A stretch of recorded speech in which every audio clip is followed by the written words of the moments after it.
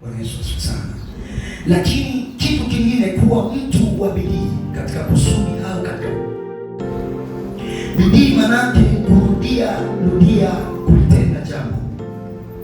Bidii manake kuendeleza kulitenda jambo, hata kama kuna mawimbi, hata kama kuna changamoto, hata kama kuna vita, hata kama kuna maneno, hata kama kuna upinzani. Lakini bidii manake nyingine ni umakini mkubwa katika kulitenda jambo. Bwana Yesu asifiwe. Lazima tuwe na bidii. Ulimwengu hauhitaji watu laini, hauhitaji watu watakaohudumiwa. Ulimwengu wa sasa, aliyekamanda ndo ataishi. Mwenye bidii atatawala, asiye na bidii mnyonge. Bwana Yesu asifiwe sana.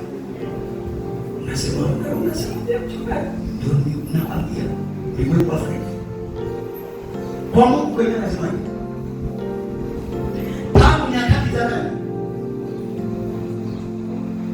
watu wamehaswa, watu wamejaribu kujitoa katika ufalme.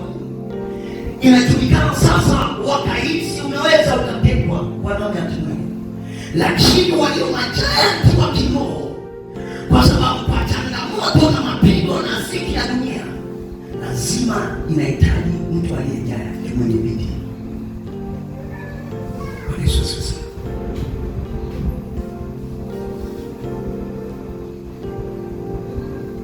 Mkono wa mwenye bidii utatawala. Haleluya. Tunataka kuwa watu tulio bora. JIT tunataka tuwe bora, si ndio hivyo? Lazima tuwe na bidii katika kutenda mambo yetu. Lazima tuwe na bidii katika kumtumikia Mungu tuliyemfuata. Lazima tuwe na bidii kuyatenda mambo ambayo Bwana ametujalia kuyatenda kwa mikono yetu.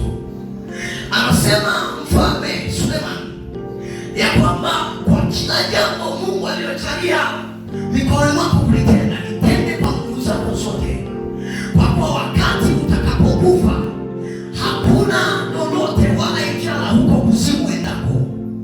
Yeye alielewa mtu yoyote anayekufa anaenda kuzimu, lakini anazungumza nini? Manake hakuna wakati mwingine ila wakati ingali uko hai, ndio wakati unaweza kuyatenda mambo kwa bidii. Wakati una afya na uko hai ni wakati wa kutenda kwa bidii. Je, haiti wakati tuna nguvu tutende kwa bidii? Wakati tuko hai tutende kwa bidii. Baada ya hapo ni hukumu tu ya kazi zetu. Jamani, haleluya. Tutende kwa bidii. Wangapi wanatamani hapo wao watumwa? Kwa sababu mkono mwenye bidii utatawala. Hivi kuna mtawala bila utumwa? Na ndio maana sikia mvivu atalipishwa. Huyu mtawala yeye ana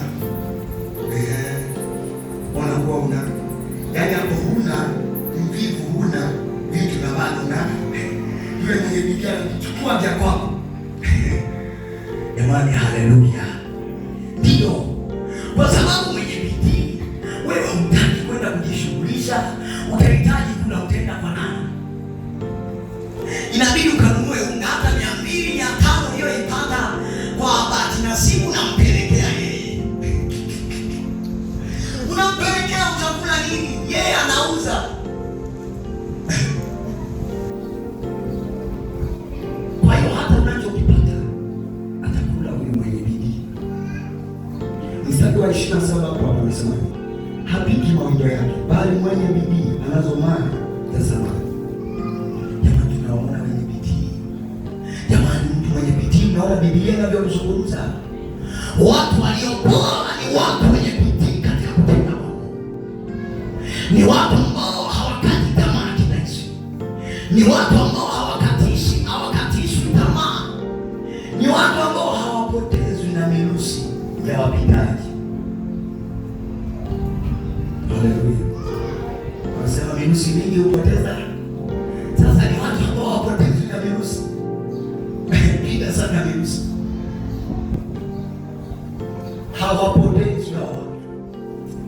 Bwana Yesu asifiwe. Haleluya.